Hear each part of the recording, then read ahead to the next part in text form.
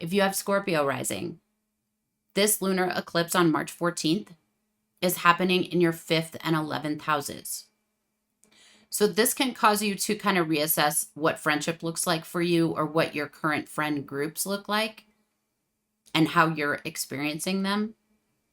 You might feel like emotionally compelled to get more involved in your community or in some kind of community group. There's some type of like social interaction that's motivating you right now, whether you want to be more socially active or you want to let go of certain social activities. But there's some kind of focus on social events and activities right now for you. There's also a lot of focus in your 5th house where creativity lies, where what brings you joy is. This can also be your children and romantic partnership, romantic relationships. Again, 5th house romance is not necessarily about marriage, but if you're in a long-term, committed partnership, it can look like reinvesting your time in the romance in your relationship. Maybe your relationship has looked a lot like work lately. There's been a lot of working at it. Maybe there's been projects that, you've been involved in with your partner that have just kind of taken some of the fun out of the relationship or taken the romance out of the relationship. And this might be like highlighting like, hey, that, we really need to do something about that. We need to have more fun together.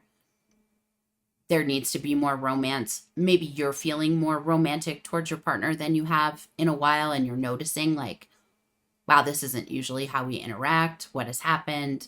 Wanting to do something about that. This is a good time for like short-term affairs. It doesn't mean they have to be short-term, but like a romantic relationship that starts right now is likely to start off like very fun and romantic and not serious necessarily. More about the fun of dating and less about like the commitment of relationships, long-term committed marriage, that type of thing. It's much more about the dating and the fun and the sex and the dreaming about being in a relationship, and a lot less like the marriage and the work. There is likely just some type of ending right now, and it can be like an ending towards an attitude. Like if there's been a worry on your mind or just a focus that has been somewhat draining. Either you're finding solutions to those things that have been a distraction for a very long time, or you're finding a way to like compartmentalize. So I don't have to allow this thing that's kind of big and looming in my life. Like I don't have to allow it to take over everything. I don't have to allow it to suck all the joy out of my life. A lot of times, like if we're making a plan, but like we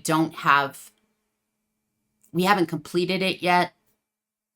We haven't gotten as far as we want to. It's like we're not allowing any joy into our lives until this is done. That's not really necessary. So you could be learning how to, allow that very significant thing to take over when it needs to, and to put your focus there, but to also pull back and to say, okay, I'm done with that for now. And I need to have some fun. I need to see a band play, or go to a club, or hear music, or be involved in something, go to the theater, be involved in something that lifts my spirits.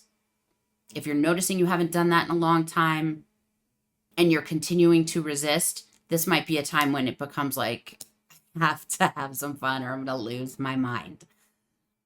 So make some time for whatever it is that brings you joy. And if that's with your partner, then it's probably about like doing more of what the two of you like to do together.